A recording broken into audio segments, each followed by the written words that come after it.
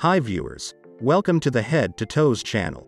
We're excited to give you an explanation of today's topic, which is about 9 assets that make you rich. Have you ever wondered what kind of assets make you wealthy? We've compiled a list of 9 assets that are making individuals wealthy. It is not simple to become one of the wealthiest individuals in the world. It might often take years, and a lot of luck to amass an infinite sum of money. To become wealthy, however, you must consider not just how to generate money, but also what you will do with the money you get in order to increase your wealth. Before we go into the details, it's important to understand the distinction between assets and liabilities. The asset is the act of putting money in your pocket, while liability will cost you money. The more assets you own that provide income for you, the wealthier you are. 1. Real estate investing. Real estate has long been thought to be one of the most efficient means of raising cash. Since you may initially rent it, it is one of the assets that may make you wealthy.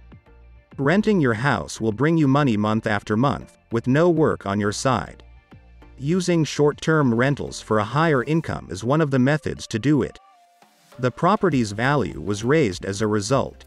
Despite the outbreak of pandemic COVID-19, the population continues to expand, leading to an increase in housing demand as people seek refuge. Property values grow, as a result, making real estate one of the best investments one can make. In terms of real estate assets, first, you have residential buildings in which people live in your properties and pay you to rent. Secondly, is an office building which people work on your property and pay you to rent. Next is a commercial building in which businesses use your space to sell stuff and pay you to rent. And finally, an island which can be cultivated, developed, or even left as is for appreciation. However, one has to keep in mind that the house you live in is not an asset, but it is a liability. It costs you money to live in it while not putting more money in your pocket.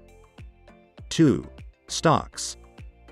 Stocks are not as complicated as it seems, but it is an easy way for you to own a percentage of a publicly traded business. Let's say, if a business issues 10 million shares and you own 1 million of those shares, it makes you 10% owner of the respective business. This incredible breakthrough in financial instruments has allowed the average person to own a stake in some of the most lucrative companies in our days with a very low entry barrier.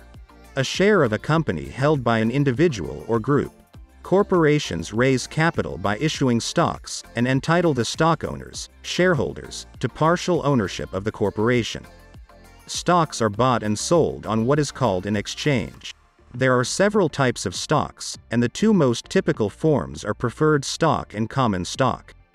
Stocks are bought and sold predominantly on stock exchanges, though there can be private sales as well, and are the foundation of many individual investors' portfolios. These transactions have to conform to government regulations which are meant to protect investors from fraudulent practices. Common versus preferred stock. There are 2 main types of stock, common and preferred.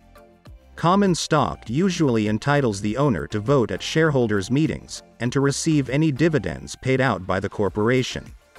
Preferred stockholders generally do not have voting rights, though they have a higher claim on assets and earnings than the common stockholders. For example, owners of preferred stock, such as Larry Page, receive dividends before common shareholders, and have priority in the event that a company goes bankrupt and is liquidated. 3. Equipment. An asset is something that makes money for you or allows you to make money faster. If you're a farmer, your tractor is your most valuable possession. If you're a programmer, your laptop is your most valuable tool. If you work as an Uber driver, your car is your most valuable asset. Whether something is an asset or a liability is determined by whether it has a direct relationship to the money you generate. Purchasing a car is a burden unless your income is entirely dependent on it. People frequently mix the two, attempting to rationalize it as an asset when, in reality, they are mismanaging their own funds owing to a lack of self-control. To watch YouTube videos, for example, you don't need the most costly laptop. 4. Patents. What's a patent? The primary goal of the patent law is to encourage innovation and commercialization of technological advances. Patent law incentives inventors to publicly disclose their inventions in exchange for certain exclusive rights. A patent protects inventions. For those who are not familiar with patents, when you invent something new, you could protect your invention by filing a patent. It is a document that certifies you as the inventor and describes in detail what your invention does. With this protection in place, companies have to pay money in order to use your invention, and if they don't, you get to sue them.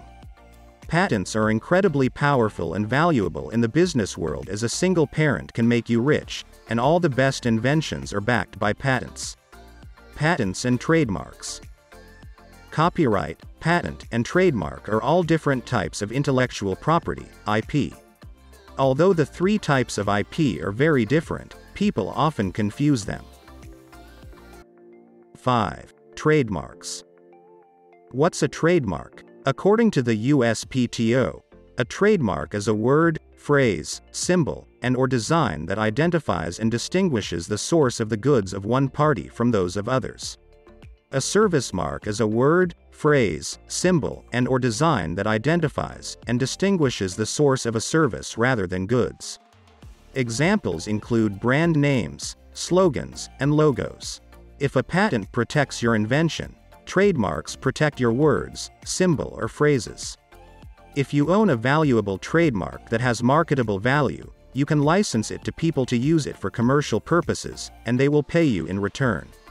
For instance, Beyoncé trademarked her daughter's name, Blue Ivy Carter, before she was born, just to make sure nobody uses it commercially.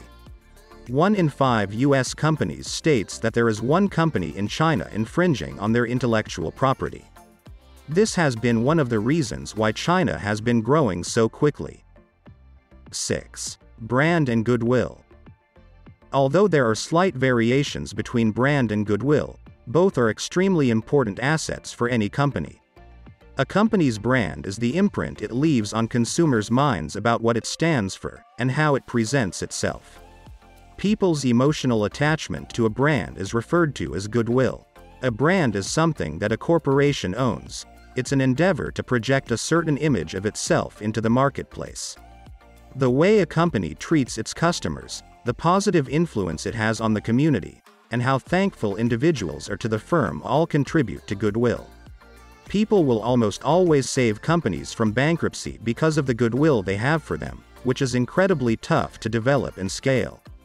The Kardashian family, for example, is a great example of how powerful branding can be on its own, since attaching one of the family members' names to something may drive sales like no one else. 7. People. You don't know how precious resource individuals are until they are no longer with you. Only a few people realize that businesses aren't real. Companies are nothing more than a fiction of our mind, sanctioned by the government. Who comes up with companies, our names, concepts, and the creativity that takes place under this fictitious umbrella? It's all about the people. With their ideas, a single person may change a corporation.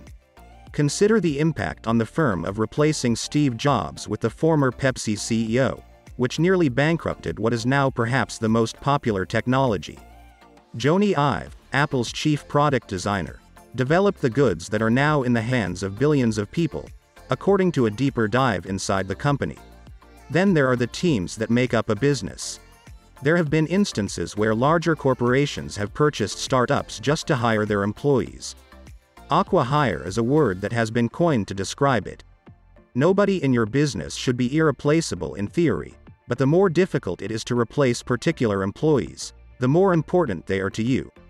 As a result, make sure they understand how much you value them. If you hire the proper people, they will make you wealthy. 8. Commodities and raw materials.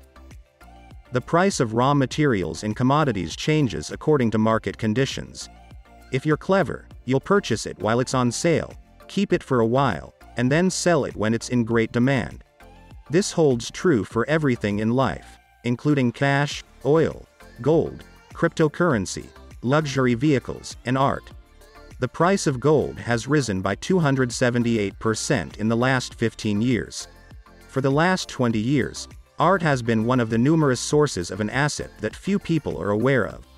One of the main reasons you perceive affluent individuals as valuable quantities of money is because it allows them to become wealthier. The same may be said about classic automobiles.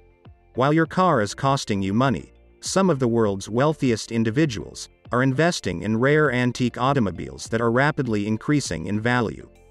Other collectibles, such as expensive timepieces, are in the same boat. Investing in something you don't understand, on the other hand, is never a good idea. It's one of the most essential money principles, and if you break it, you'll never be wealthy. 9. Digital products. What does it mean to have a digital product? A digital product is anything you sell online that does not have a physical shape or substance. A website theme can't be touched, an ebook can't be smelled, and a software application can't be tasted, but Uber Eats gets near. Digital things may be turned into tangible items.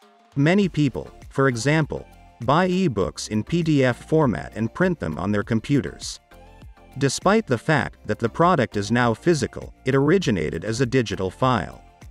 To put it another way, as a digital product entrepreneur, your goal should be to create more items and persuade your current consumers to buy them. That is how true wealth is attained.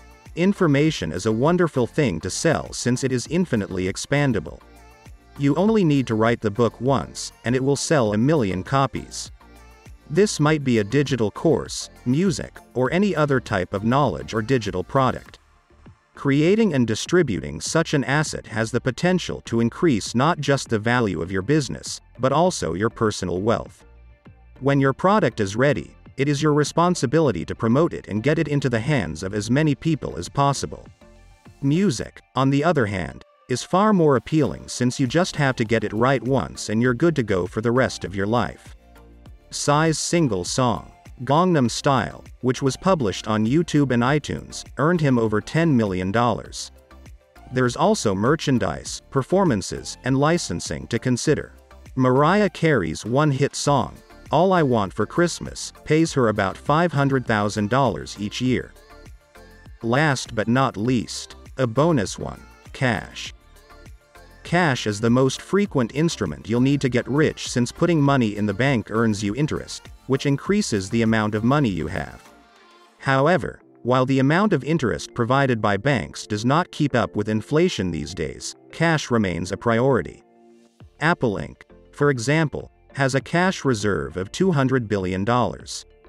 This will allow consumers to take advantage of any opportunity that arises, as well as earn better returns on monetary transactions.